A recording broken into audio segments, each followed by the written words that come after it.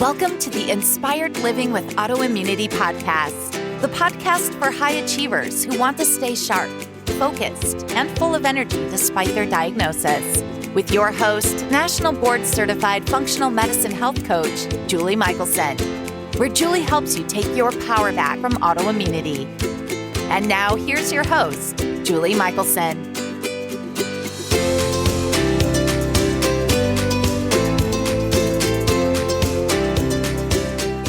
Welcome back to the Inspired Living with Autoimmunity podcast. I'm your host, Julie Michelson, and today we are joined by Dr. Shiroko Sokitch, owner of Heart to Heart Medical Center in Santa Rosa, California, and author of Healing When It Seems Impossible, 7 Keys to Defy the Odds.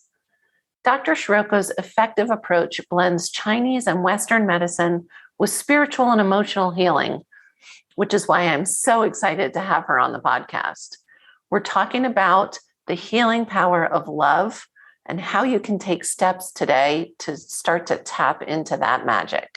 Dr. Shiroko, welcome to the podcast. Thank you for having me. I'm so happy to be talking to you today.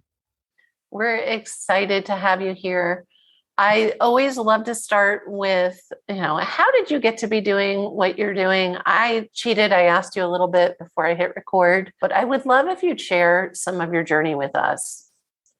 Sure. I'll try to make it short. Yeah. It all kind of started when I was 5 years old. My great-grandmother was my very best friend in the world. And she was the person, my mom was a single mom and she was working and my grandma was busy with her own business. And we lived right next door to my great-grandmother. And so she would take care of me during the day. And one day I was hanging out with her. It was in the evening and suddenly she collapsed and I couldn't get her up. So I ran over and got my grandma and my mom and they called the ambulance and we took her away. And I lived in Germany at the time and they didn't take kids to the hospital. So I never got to see her again. And one day, a few days later, my mom came and told me that her heart had stopped beating and that I would never see her again. And that was devastating to me because I already had lost my dad. He had left and I never saw him again as a child. And so I was like, wait, what does that mean? And I started trying to imagine, like, first there's the disbelief and devastation, but then there was this like, well, how can I solve this problem? So I started immediately thinking, well, what could I do to change that situation? So I started imagining a heart machine that would make her heart start beating again so that she would come back to me. And that was kind of the day that I decided to become a doctor. And I basically spent my whole life wanting to be a doctor. And then once I finally got to medical school, the first time that I got to save a life was when we had a patient come in with a gunshot wound. And I was in the ER as a third-year medical student. And they brought in this patient who had a gunshot wound and I got to go and we saved his life in a moment. And it was so thrilling. So I was like, okay, surgery's the specialty for me, obviously. So I went into surgery. And then of course, when you've heard of that time in your late 20s where you start questioning your life. And so of course, everything coincided. I achieved my lifelong goal of becoming a doctor. And here I am doing a surgical residency. And then I started questioning things because surgery didn't always save their lives, 1. And 2, they still didn't feel well. And I didn't feel well with various things in my life story. And so I was like, what's going on? Why am I doing this if I'm not saving people in the way that I wanted to be saving them? And so I took a month off from my residency. And during that month off, I got sick and I was laying in bed so I had a mystery illness and I was laying in bed and my mom was the kind of person that she would just leave me alone. She didn't believe in medicine. So a little bit of an odd duck for her, I think. And during one night, I had this dream, if you stay in surgery, you will die. And it was just like, what? And I was like, I was used to those kinds of experiences, so like if I heard a little voice in my head like that, I would listen to it. So I did. I listened to it. And I decided at the end of my second year of residency that I was going to leave, but I didn't know what else to do. Wow. And then somewhere in one of my rotations, I was working in the ICU at one of the county hospital in Seattle. Somebody gave me this book called The Web That Has No Weaver. And I read it and I just fell in love with the concept. And it's about Chinese medicine. I'd never even heard of Chinese medicine before that.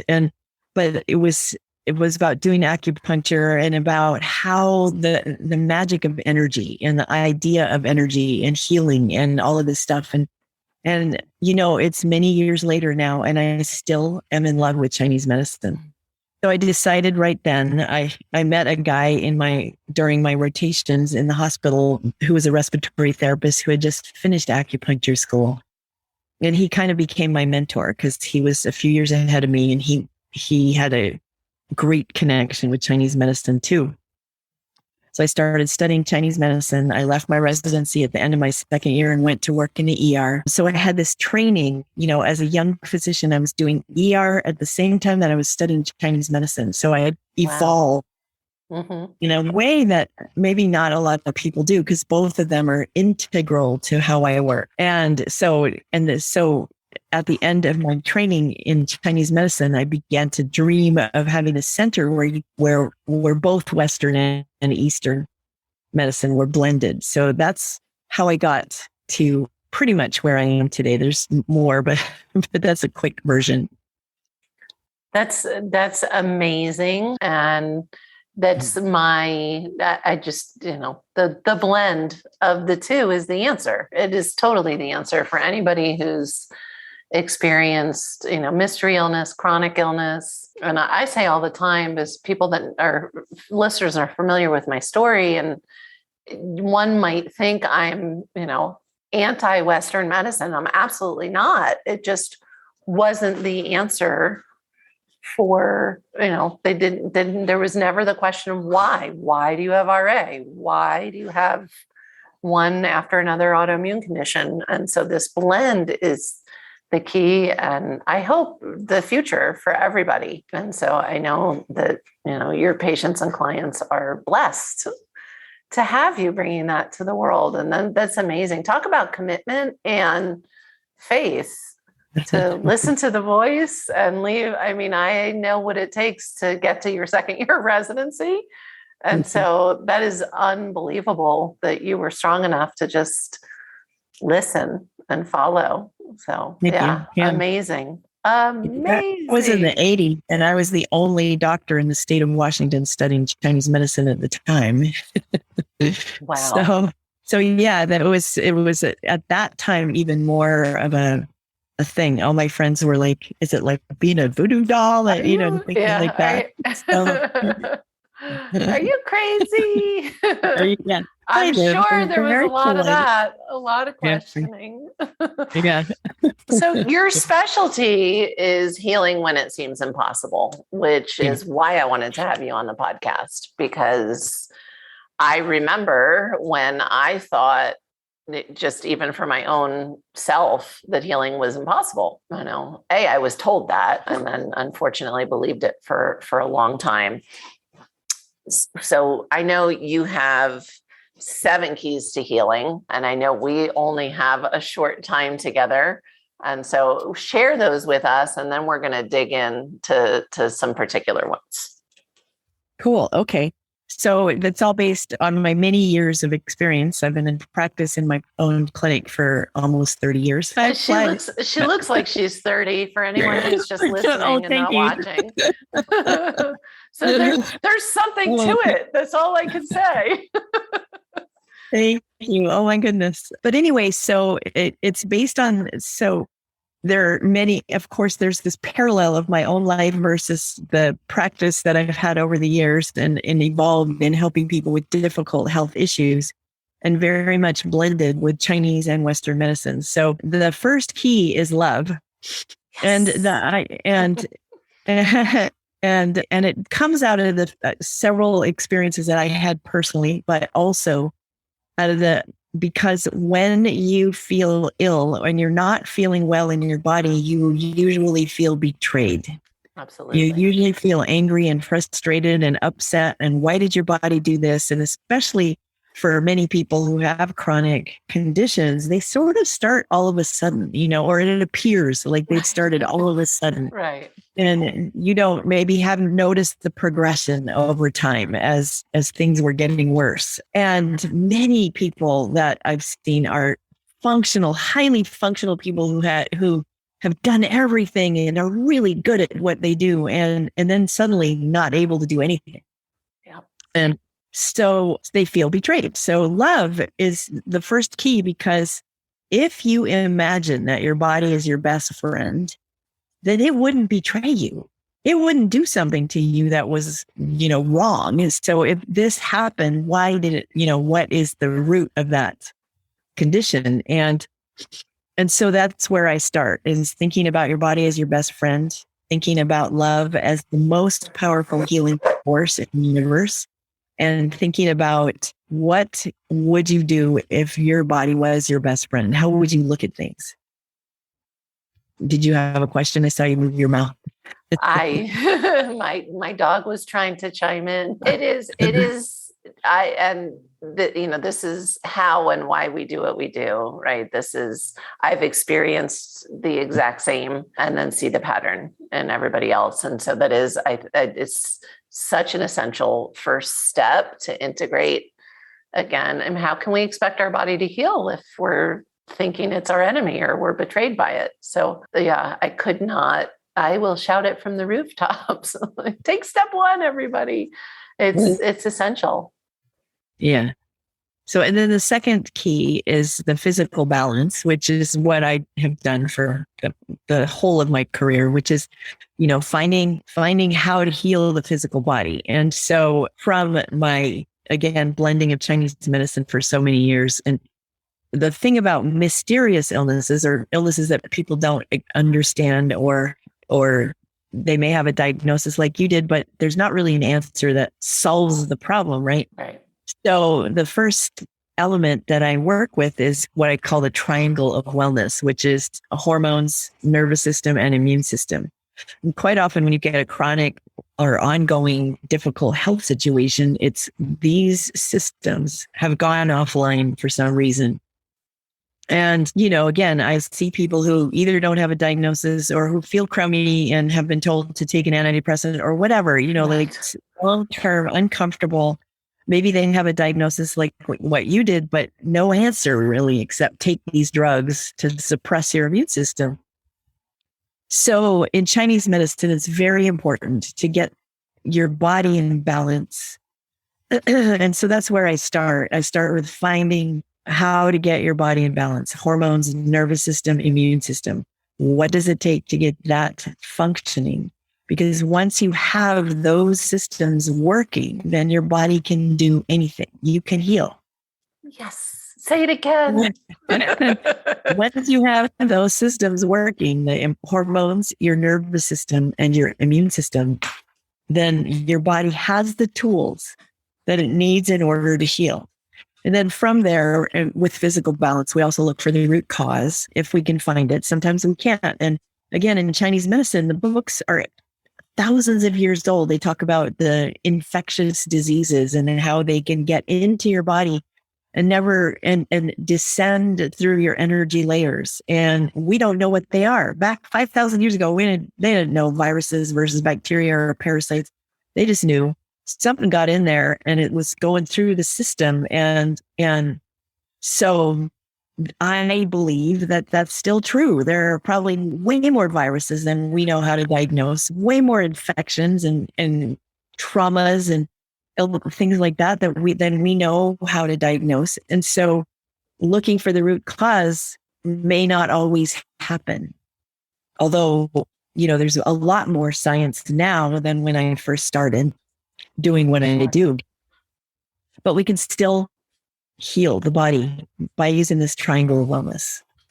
Then the third key is learning or finding your own unique lifestyle. And the third and the fourth key sort of bounce back and forth. The fourth key is learning to listen to your body. And in Chinese medicine, the way the organs work and how they function is different than Western medicine, but it's a great tool for listening to your own body. Because, for example, the liver does more than just what we know the liver to do in Western medicine. And I've always used both definitions. How the liver works in Western medicine is it helps you detox, it helps clean out systems, but it also helps spread nutrients, right?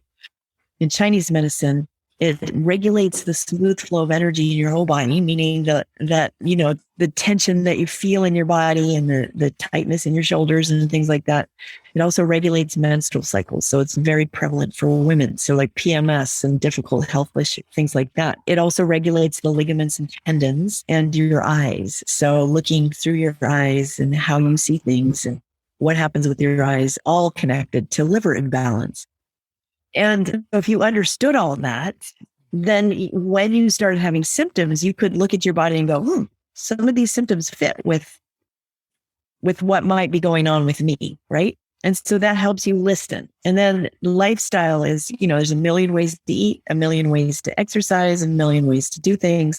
And how do you find those right things? And so the chapter on finding your right lifestyle talks about reducing the noise and starting to get to a place where you can hear what your body wants.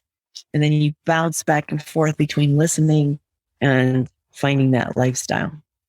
And then the fifth key is emotions. And in Chinese medicine, again, my favorite thing, every organ has an emotional and a spiritual function. And the emotional function of the liver is anger.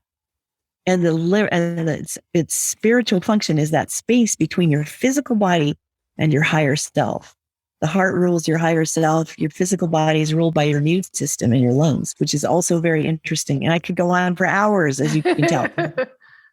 But knowing which emotion fits with which organ, then you can start to kind of think, oh, okay, how do I deal with this? And what do I do with my emotions? And everything, every physical condition, even if you just sprained your ankle yesterday, is connected to an emotion. And again, this is why I love Chinese medicine. And it has been my own personal experience with my own body, but it has also been my experience, especially with people who have difficult health issues that have gone on for a long time. There's emotion tied up in there. And so that chapter talks about how to deal with it, but also how to understand it and what to do. So, and then the sixth key is the hero's journey. And in my experience, when we get a physical challenge, we're used to having challenges in our lives. And movies are always dealing with challenges in our lives. We look for, you know, maybe there's a difficult coworker or some challenge in your job where you have to rise up to be able to change yourself. We don't think of our bodies like that. We think our bodies should be like cars. They should just work.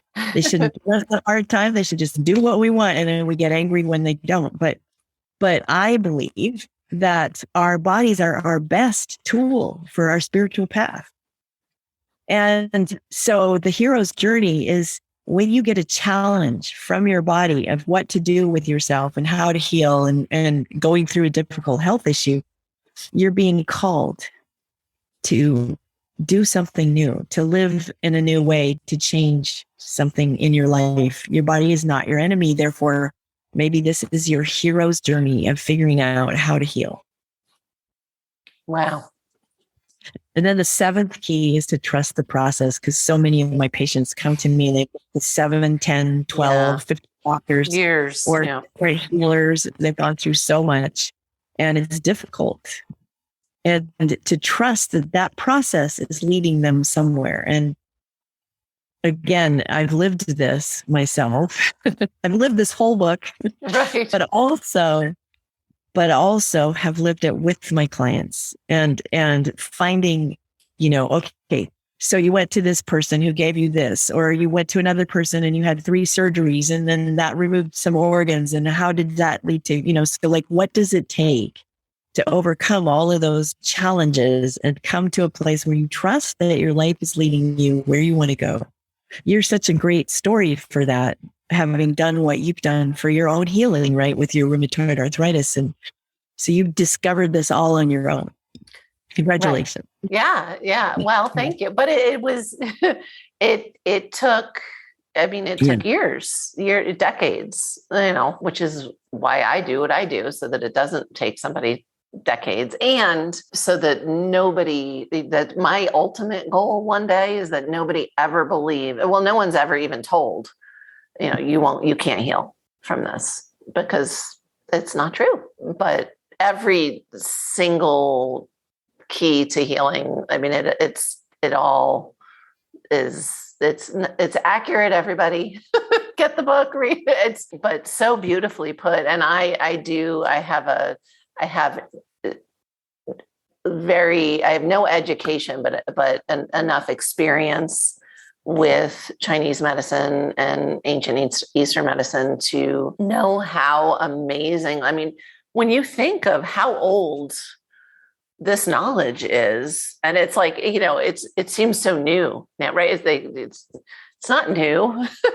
It's old. And how did they know all of this back then? It is amazing. And again, my goal, I would love if one day that, that was part of medical, like medicine was just medicine, and it wasn't so divided, and more practitioners were doing what you're doing by bringing it together. Before we dig in, because and I want to talk about love, because I am so with you that first key is essential. But I want to touch on the idea that of emotion, because I can imagine, and again, we all just put ourselves in, right? I'm thinking of myself 15, 20 years ago, and I would have been like, even if I knew I had issues that tied to like physical symptoms that tied to liver, say,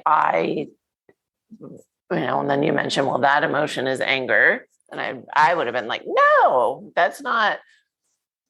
I'm guessing when you're talking about that these could be stuffed emotions that doesn't mean you're walking around as an anger ball outwardly, although some people do. I just wanted to touch on that for listeners that it can be, I'm guessing, stuck emotion as well as imbalance. Right. So we are all very emotional beings, and Yes. things happen in our childhoods quite often where we're sort of trained not to emote, right? So a baby screaming and crying about something, you want to shut that baby up as fast as possible, right? And because first of all, you're not getting any sleep, and second of all, you don't understand why that baby's crying.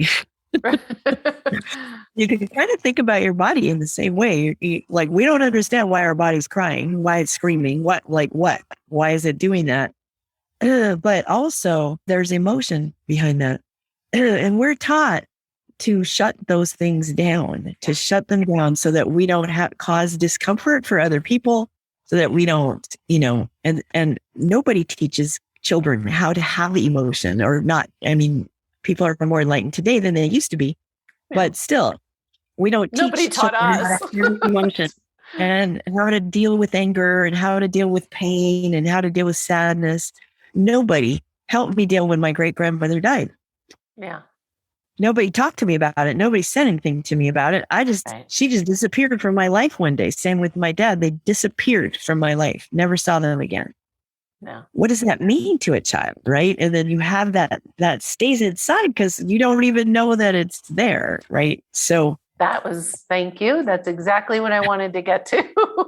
Is, I love this idea of it gives you this kind of specific kind of roadmap of like where to look, which I think is amazing. I wish I had your book 15 years ago. Thank I really you. do. So let's talk about the power of love and the magic of it. Cool. Love to talk about love. So first of all, the heart is the most amazing organ beyond what we know about the heart. So in Chinese medicine, we say that the spirit is the Shen, which is the spirit is stored in the heart. And I could go on, and I know we don't have much time, but the heart actually produces certain chemicals that help us. And the heart sends more signals to the brain than the brain sends to the heart. So that's important to know because literally, I know we all love, think that our brain yeah, is in charge of everything. Yeah. Nope. exactly. Yeah. The heart literally runs the show. And in Chinese medicine, it's called the emperor because it rules all of the emotions. Not just so each individual organ has specific emotions, but the heart is the emperor. It oversees everything. And it sits in the center of your body, which we call the chest. And so there's so many things about it that are amazing, but the specific thing is that it produces oxytocin, and oxytocin is the hormone of love. And you get oxytocin when you hug someone, when you laugh, when you're happy, when you have a baby, when you fall in love. Like oxytocin is a specific hormone, and it counteracts cortisol, which is the hormone of fear. And so when you have love, you have cortisol. Oxytocin. Yeah. And you can counter that stress hormone, the cortisol. So there's a physiological reason that love is important, is my point. There's a ton of science. There's science that show, like the Heart Math Institute has been in practice for as long as I have. And they have done so much research. Things like when you direct love in a strand of DNA, you can alter the DNA.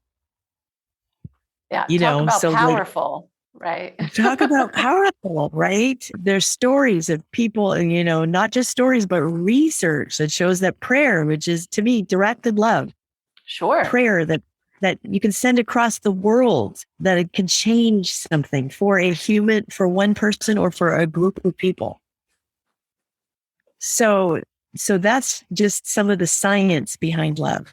And then there's the just knowing, like so many people that are patients of mine or clients of mine who have felt unloved in their lives. And then you can see that the trace of that through their health. Yes. Yeah. So I want to give you a how do I. How do you build love, right? So I want you to be able to leave with something so that you can really use this information. So how do you build love when you feel desperately miserable and you don't feel good? So first of all, start thinking about love and where is love in your life? So like, is there a food that you love to eat? Is there a person that you love to spend time with? Are there people that you've dedicated your life to yourself? And have you let them know how much you love them in the last few days? A lot of husbands and wives live together for a long time, and over time you get into certain habits where you start to take someone for granted. And I've been married, and I know this because I've done it myself. And you don't want to take anybody that you love for granted ever. We're sometimes the meanest to the people that we love the most. Try not to do that. Try to bring love to every part of your life as much as you can. And if you can't bring love to yourself, bring it to the people that you love. Or even if you don't have a person that you love, let's say you have a dog or a cat or a flower. I love flowers. And you see them back there. These are my paintings, actually. This is how I express some of my love, is to paint. Or used to, especially at the beginning of COVID, I started painting. And so to bring love in any way that you can to your life. If you give love to something or someone else, you will feel more love. It's this beautiful boomerang. Or even if you can't love yourself and you're mad at your body and you can't stand whatever is happening in your body, give some love to somebody. Yes. Even if it's a stranger in the grocery store. Sometimes I'll just stand in the grocery store line and I'll buy the checker a chocolate. Here, this is for you. Just like something. Yeah. To give love to somebody or something else, and you will start to feel better. Yes. And that is, to me, one of the most powerful things about love. It is amazing. And I often start there with my clients. So often you know, this idea of love yourself, you know, they may get it in their head, but they're so far away from that in the beginning. And so when we are doing exercises to get in touch with that, that's where we start, especially, you know, moms. I mean, it's easy to say, okay, you know, feel the love you feel for your child. And we're working on then you're, you know, getting you to where you can feel that for yourself. But it sounds like a greeting card, but it is so true. I mean, the more love you give, the more you get back, not transactionally, exponentially, you know. And so that is key. So key. Yeah. Oh my gosh, we could talk for hours and hours and hours on each one of these. And I want to, because I'm just so naughty when it comes to holding time. I also want to touch on, people ask me all the time, and I'm sure you get this, just tell me what to do. Like, give me, you know, the outline and I'll follow the steps and I'll do it. And so I love the fact that, you know, your 6 and 7 play with each other, because I do believe as well that part of how we end up so sick is because we're not listening to our bodies, or we can't hear it. We're not understanding that the symptoms are information but also there's no one right way for anybody to eat or live or do. And even once we think we have it down, like you said, we're always changing. We're not cars. And so it could be like, I have this diet that's working for me great, and my exercise routine that I love, I feel a little off. I feel like maybe I better not push my body so hard. And maybe instead of my HIIT training, I need to do a gentle yoga today. And so I just wanted to highlight this. We are all unique. We all have different paths that got us to where we are. And therefore, there's no one single solution. Right. And healing, when it occurs, so you may have a diet that's very, very strict at one point of your healing path. And then you might be able to ease up on that over time as your digestion heals, as your body heals, as you get healthier. And certainly that has happened for me over time. And same with exercise. I cannot do kickboxing anymore. Right. Yeah. I used to kickbox and get that anger out on that, you know, whatever. But now I do more gentle yoga, and I do walking and hiking, and, you know, kickboxing is not in my routine anymore, although I still love to dance. And so I can get up in the dancing world and have fun with that. So, and knowing or discovering that can be so much fun. It can be fun, and it leads us to activities, you know, things we may not have thought about doing, and sometimes it's revisiting. Like, I used to have a really dedicated yoga routine. And then as I got better and better, I started doing other higher intensity or just different, you know, life shifts, different things. And now I'm really excited to be revisiting my yoga routine. I'm like, and I've always known, like, oh, I love yoga, but it's like, oh, this is great. And so again, you can't just take one chapter and have that be the end all be all. But I cannot encourage listeners enough to get the book. But I love that if you do one thing, work on giving love, that's so much easier than even just all the way at the step of turning it toward yourself, because that takes time. Right. Yeah. It takes time. Moms are particularly good at this, although they forget it, honestly. Because there's this whole telling your kids what to do and regulating their lives and whatever. But really, when you boil it down to what's happening, think about the love. Yeah.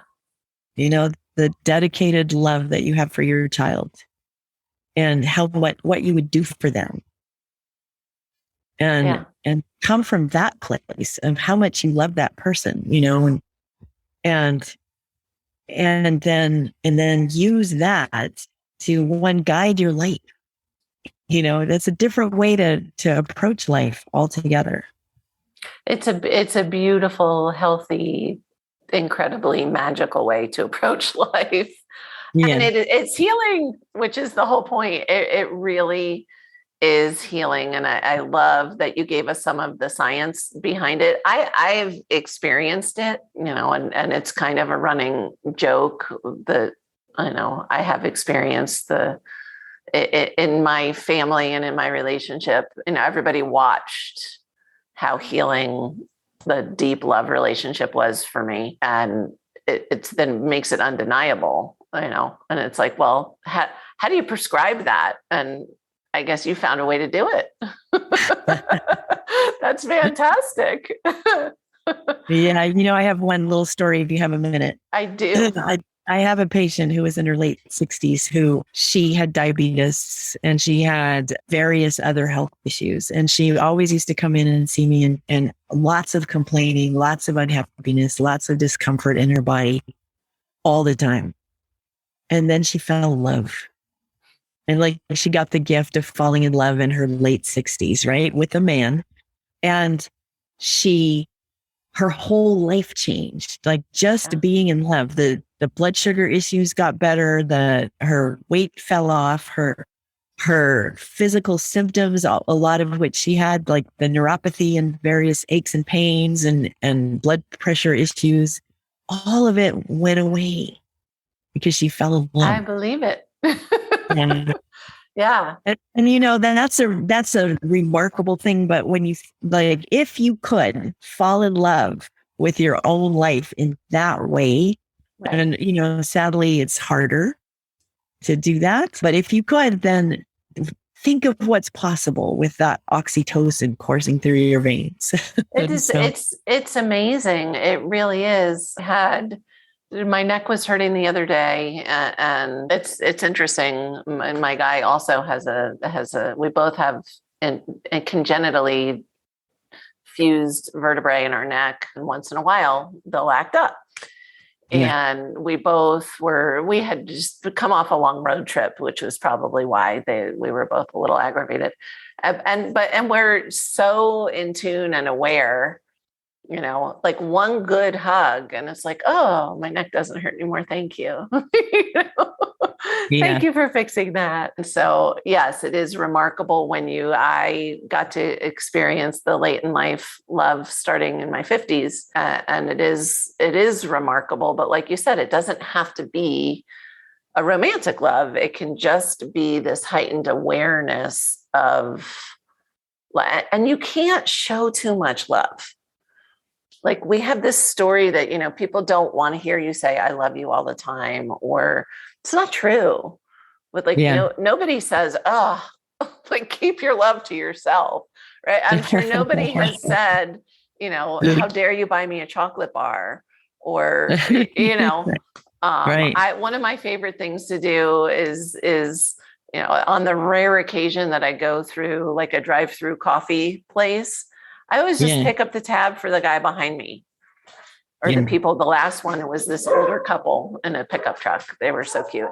I don't even get to see the reaction. I'm gone by the time they know somebody, but someone did that for me once. I remember how it feels.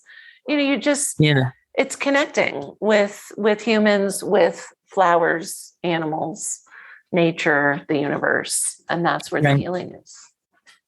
Right. Wonderful. Yeah. Thank you for sharing that. Yeah. I always ask, you already gave it to us, but now it's your opportunity. If you want to choose another one, or we can circle back and the how-to, because my ending question is always, what is that one step? And so we can even just highlight it again if you want, or like I said, sometimes people like to sneak another one in there that people can do today, other than I'm telling you guys, get the book. But in addition to that, that one thing. Yeah. Well, focusing on love again is, if you cannot find any way to calm your body down, give yourself a hug. So like you said, with your partner, you gave each other a hug and your neck felt better. Well, there is actually science that proves that if you take your hands and you put them in the upper part of your arms, you take your both hands and cross over your chest and hug and give yourself a hug, basically, but touching the upper part of your arms. And there's some acupuncture points there. They're called the window of the sky points. So if you're holding your arms, one hand on each shoulder, crossing your arms, and then taking a few deep breaths, doesn't even have to be a minute. First of all, deep breathing relaxes your body. And then this position of holding your hands actually releases anxiety. So it's a great way to release some anxiety and to calm your body down. And of course, it's a loving act for yourself. And you don't even have to have any good thoughts. You can just hold your arm, just give yourself that hug. And take some deep breaths, and it will produce some of that oxytocin, and it'll help calm your nervous system. I love that. I just love that practice, period.